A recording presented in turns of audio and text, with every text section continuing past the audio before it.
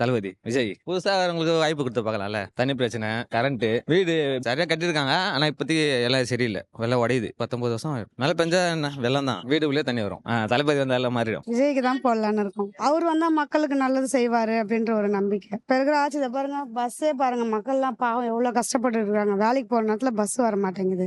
ஸ்கூலுக்கு போற பிள்ளைங்க எல்லாம் கஷ்டப்படுறாங்க. ரொம்ப நேரம் நின்று அங்க போனா வேலைக்கு வராதுங்க அப்படின்னுறாங்க. அப்ப என்ன பண்ண முடியும் நம்ம? இங்க சரியா வேலை கிடைக்க மாட்டேங்குது. வேலை கிடைச்சாலும் சம்பளம் கிடைக்க மாட்டேங்குது. தொடர்ந்து தண்ணி வர மாட்டேங்குது. வெயில் நாள் வந்தா கஷ்டமா இருக்கு தண்ணிக்கு. நாங்க விஜய்க்கு தான் போடுவோம். பிடிக்கும், நாங்க போடுவோம். இந்த ஏரியாலயா பஸ் கஷ்டமா இருக்குது, போக வர கஷ்டமா இருக்குது, தண்ணி ப்ராப்ளம் அதிகமா இருக்குது. ஒரு டைம்ல வந்து கொஞ்சம் ஃப்ரீயா இருக்கு, ஒரு டைம்ல சுத்தமா பஸ்ஸே இருக்க மாட்டேங்குது. 2 ஹவர் 3 ஹவர் வேலைக்கெல்லாம் போக சொல்ல ரொம்ப கஷ்டமா இருக்குது. அங்க போயிட்டு நாங்க இப்போ திட்டு வாங்க வேண்டியதா இருக்குது. ஃபர்ஸ்ட்ல எல்லாம் நிறைய இருந்தது பஸ், இப்போ பஸ் ரொம்ப கம்மியாயிடுச்சு. கிட்டத்தட்ட ஒரு 20 பஸ்ஸுக்கு மேல மாத்தி விட்டுருக்காங்க. எங்கேயோ வேற எங்கேயோ ஏரியாவுக்கு மாத்தி விட்டுறாங்க. கண்ட்ராக்ட் டிரைவரே சொல்றாங்க அது மாத்தி விட்டாங்க, நீங்களாம் வந்து மறியல் பண்ணுங்க, மறியல் பண்ணி நீங்க கேளுங்க, அப்ப வந்து உங்களுக்கு வந்து அது அந்த பஸ் திருப்பி இங்கே வரும் அப்படின்றாங்க. நமக்கு யார் நல்லது செய்யறாங்களோ அவங்களுக்கு தான் போடணும். இப்போதைக்கு என்ன டிஎம்கேல என்னப்பா இருக்கு சொல்லுங்க பார்க்கலாம்.